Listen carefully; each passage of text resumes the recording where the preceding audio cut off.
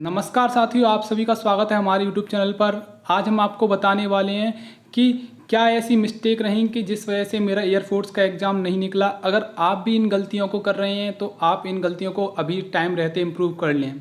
तो मैं आज 5 पॉइंट बताने वाला हूँ इस वीडियो में कि जो मिस्टेक्स मैंने करी वो मिस्टेक आप लोग ना करें।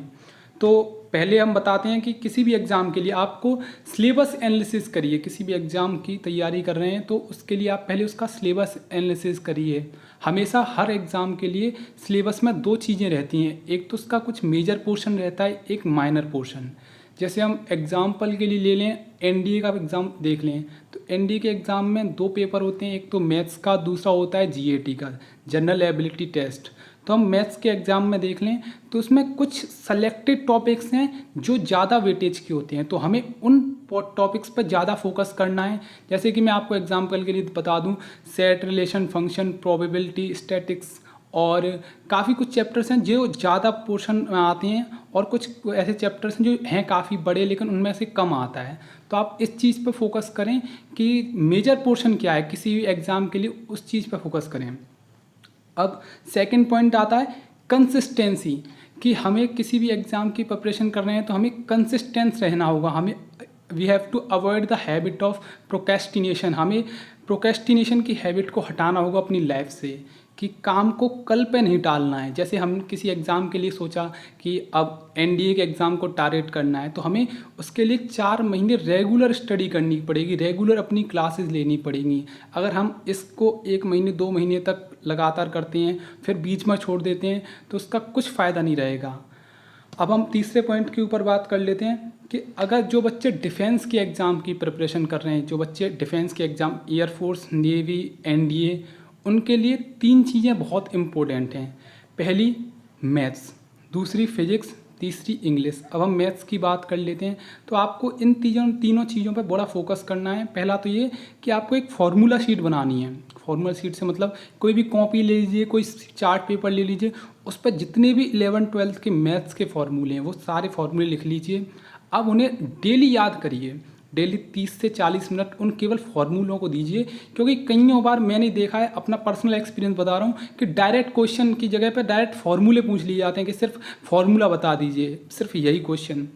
अब दूसरा पॉइंट आया था फिजिक्स को लेकर कि अब कि बच्चे क्या करते हैं, सारे स्टूडेंट्स में क्या है कि थ्योरी तो सब लोग ध्यान से पढ़ते हैं लेकिन वो लोग न्यूमेरिकल्स नहीं लगाते। इस बार जो एयरफोर्स का एग्ज़ाम बना है उसमें 15 प्लस न्यूमेरिकल आए, 25 क्वेश्चन थे, 15, 16, 14, 15 इतने न्यूमेरिकल्स आए हैं। इस वजह से इस बच्चे मैथ्स में और फिजिक्स में स्कोर कम कर पाते हैं क्योंकि वो फार्मूलों पे ध्यान नहीं देते। फिजिक्स में फार्मूले भी उतनी ही हैं, उतनी ही थ्योरी है, तो दोनों चीज़ों पे फोकस करना है। तो आपको न्यूमेरिकल भी साथ के साथ सॉल्व करते हुए चलने हैं। अब तीसरा पॉइंट इंग्लिश। अब इंग्लिश में सबके साथ सिर्फ एक ही प्रॉब्लम आती है कि हमें वोकेबलरी लर्न नहीं हो रही, वोकैब कैसे याद करें। तो उसके लिए ये ट्रिक जो है कि अब हम बैठ के उनको लर्न करने की जगह अब उनको इस तरीके से लर्न करें कि उनके कुछ ना कुछ मतलब ट्रिक बना लें, एक्रोनियम्स बना लें। मतलब जैसे कोई वर्ड, जैसे हम एग्जाम्पल के लिए एक वर्ड मान लेते हैं मर्थ, MIRTH, मर्थ। अब इसको हम बर्थ से मतलब रिलेट कर लें। अब बर्थ का मतलब होता है जन्म, तो हम इसको जन्मदिन पर क्या होती है, खुशियाँ मनाई जाती हैं, तो मर्थ का मतलब खुशी। मतलब ऐसी कोई ट्रिक जो आपके दिमाग में आप रिलेट करिए अपनी लाइफ से किसी भी, तो आप जल्दी लर्न कर पाएंगे। ऐसे करके वोकैब को और डेली वोकैब पे ध्यान देना है क्योंकि वोकैब एक बहुत बड़ा पोर्शन रहता है। अब हम अपने चौथे पॉइंट की बात कर लेते हैं, वीकली और मंथली टेस्ट। आप जिस भी एग्ज़ाम की प्रिपरेशन कर रहे हैं तो आप उस एग्ज़ाम के लिए जो भी चैप्टर पढ़ ली हमने 7 दिन में, 1 महीने में, तो उसका वीकली और मंथली टेस्ट दीजिए। अब जो टेस्ट आएगा उसका रिजल्ट देखिए। अब रिजल्ट की बात क्या है कि उसके ऊपर आप एनालिसिस करिए। अब आप एनालिसिस करेंगे तो आप पे जो मिस्टेक मिल रही है, आपको जो मिस्टेक दिख रही हैं, उन पे ध्यान दीजिए। सिर्फ उन टॉपिक्स पे बहुत अच्छे से फोकस कीजिए क्योंकि जो टेस्ट होता है वो पूरे सिलेबस को मिला करके, जितना भी आपने दिया है उसको मिला करके बनता है। तो जो टॉपिक्स में तुमको प्रॉब्लम, सिर्फ अब फिर उन्हीं टॉपिक्स पे ध्यान दिया जाता है।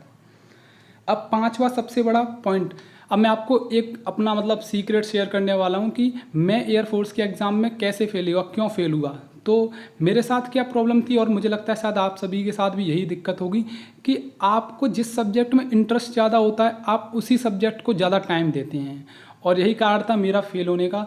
मुझे इंग्लिश काफ़ी पसंद थी, मुझे फ़िज़िक्स इतनी अच्छी नहीं लगती थी, तो फिज़िक्स पे मैं काफ़ी कम ध्यान देता था।